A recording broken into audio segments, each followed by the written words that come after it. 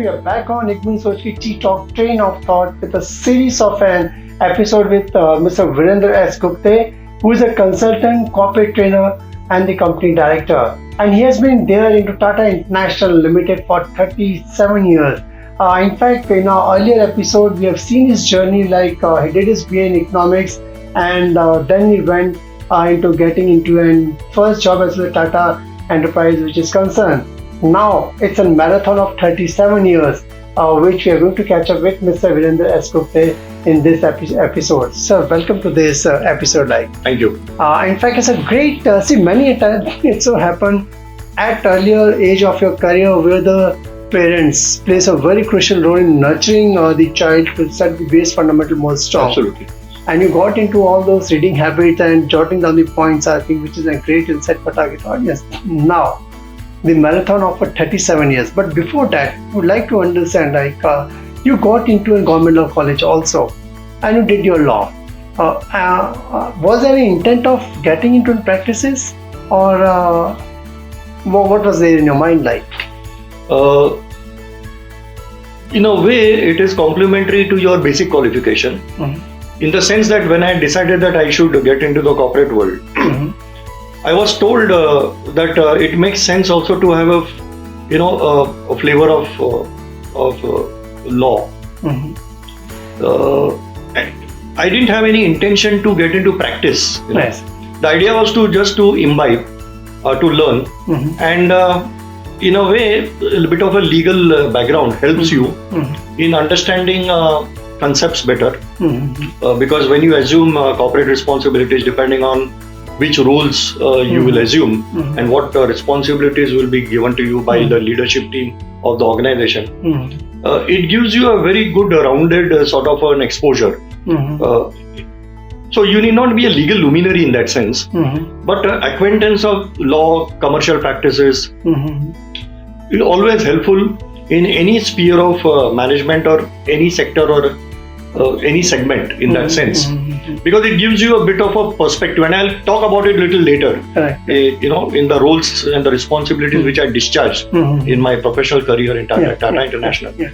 How that knowledge helps Mm-hmm. in understanding certain insights. Mm-hmm. It gives certain different perspectives, Mm-hmm. and in a way it widens your horizon as well. Mm-hmm. In terms of later on, when I was involved in some risk management processes and overseeing Mm-hmm. drafting of standard operating procedures Mm-hmm. on businesses, etc. Mm-hmm. That learning and that knowledge gives you a deeper insight, I see. and to that extent it widens your horizons as well, Correct. and it in a way helps you, and it adds value to you in your Mm-hmm. the task and the roles which you play. Correct. So many times it so happen like normally we learn in B school that talk in terms of blueprint, goal setting and all.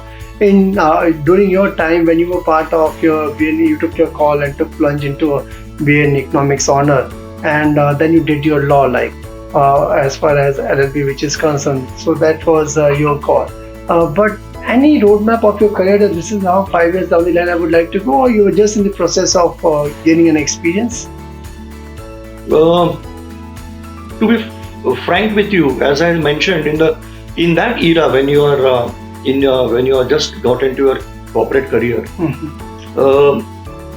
to be very specific that you will have some milestones to achieve every 5 years or what was not a thought in my mind at that point of time. Correct.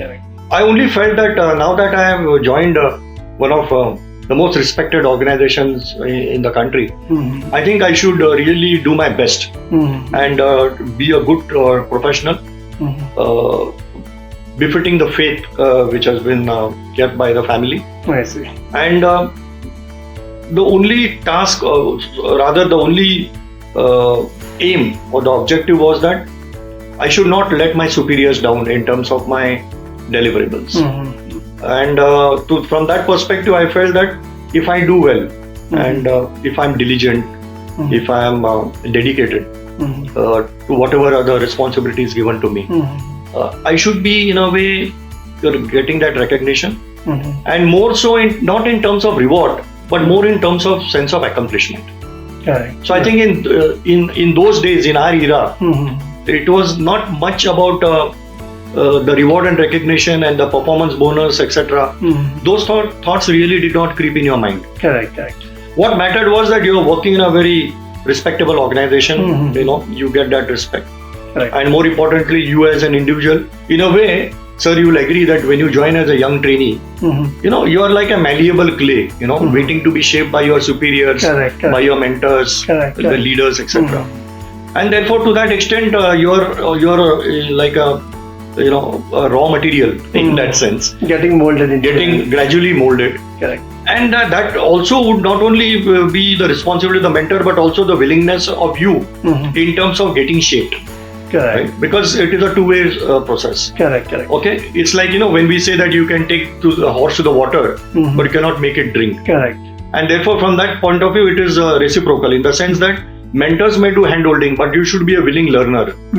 Yeah, you have to be diligent. You need to be focused, etc. Correct. So those were the early thoughts which were in my mind. Correct. And I will also narrate to you, since you asked this question, some 2-3 very interesting defining moments, if I may say. And I would say that in my the very first year of my joining as a management trainee, there were about 3 incidents in particular, which were, if I may say, it was like baptism by fire. Oh, I see. In the very initial stages of getting inducted, where HR does the onboarding process, you move from department to department and divisions to meet and greet in that sense. Correct. Spend time. And the practice in those days was that every new management trainee would have a meeting over a cup of tea with the executive director of the company. And after completion of the induction, and I had a 1-year induction in that sense, moving from departments to departments, there will be a sort of a meet and greet with the managing director of the company. And as a youngster, you are overawed by that, you will be meeting the MD of the company, Correct. you will be meeting the executive director of the company, etc. So within a few weeks, I guess the executive secretary of the executive director of the company, she said that you are to meet the boss at a particular time and so on. And so I was thrilled. At the same time, I was a little apprehensive because he had a very formidable reputation, very senior, who rose from the ranks in the company, and very no-nonsense type of a persona. So as a youngster, I was, I had a mixed feeling that you are meeting the executive director, and also that he is quite a formidable personality in that sense. So I just, at the appointed time, the secretary ushered me, and I knocked the cabin door and walked in.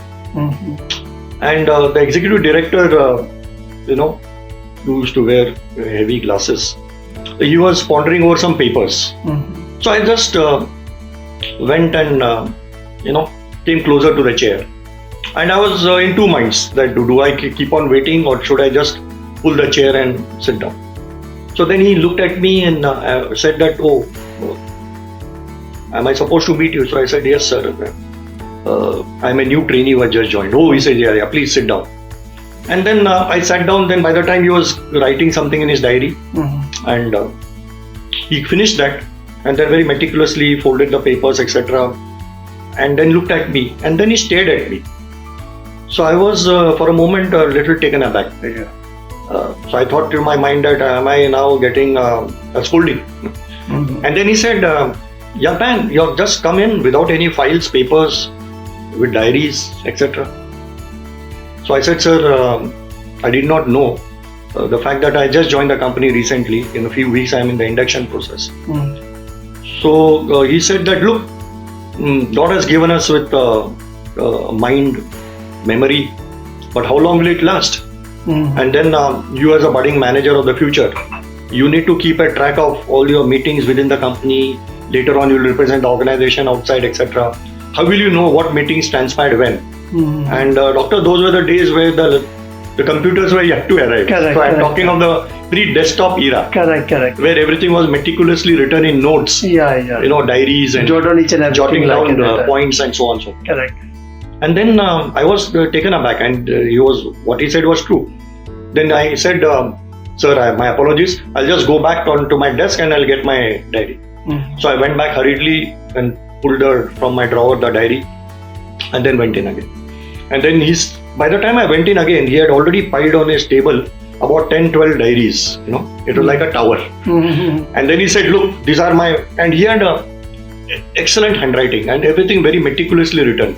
Meetings within the company, MD review meetings, didn't really make sense to me because he just browsed through.